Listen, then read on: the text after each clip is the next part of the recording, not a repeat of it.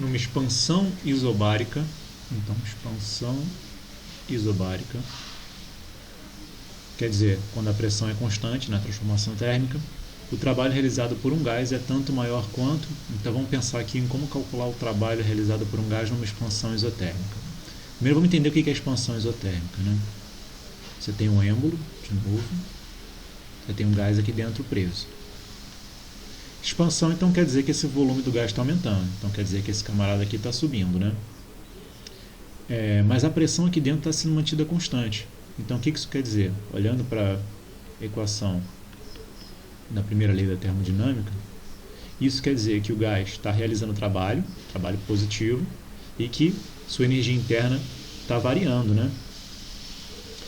E as três coisas estão acontecendo ao mesmo tempo. Ele está recebendo calor, né? Ele está expandindo e a sua energia interna está variando.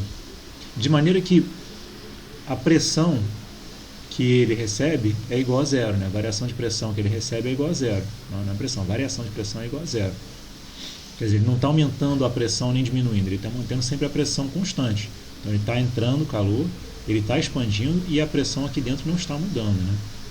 Então pergunta-se, né, o trabalho que ele realiza, né, o trabalho realizado pelo gás, vai crescer em quais condições? Bom, nessas condições, o trabalho realizado por esse gás pode ser calculado por P vezes ΔV, né, aquela expressão mais genérica para o cálculo do trabalho, né?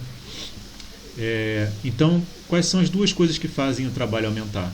O valor da pressão faz o trabalho aumentar, né? Quanto maior for o valor da pressão, maior é o trabalho, são diretamente proporcionais. E a variação do volume, né? Quanto maior for a variação do volume, maior é o trabalho realizado.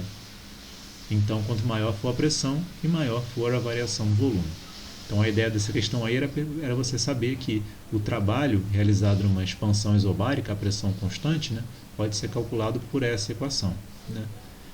Uma dica aí, quando a pressão muda, né, quando a pressão variar, imagina que nessa transformação a pressão estivesse subindo e depois descendo, né? Como é que você calcularia o trabalho realizado? Ora, a forma mais genérica de calcular o trabalho é você achar a área dessa figura aqui, ó. Nesse caso aqui, essa figura é um triângulo. Então, para esse exemplo genérico aqui, seria a área desse triângulo. Então, você tem que olhar, no caso onde a pressão é variável, você tem que olhar a área da figura. No caso onde a pressão é constante, você pode usar essa equação. Beleza?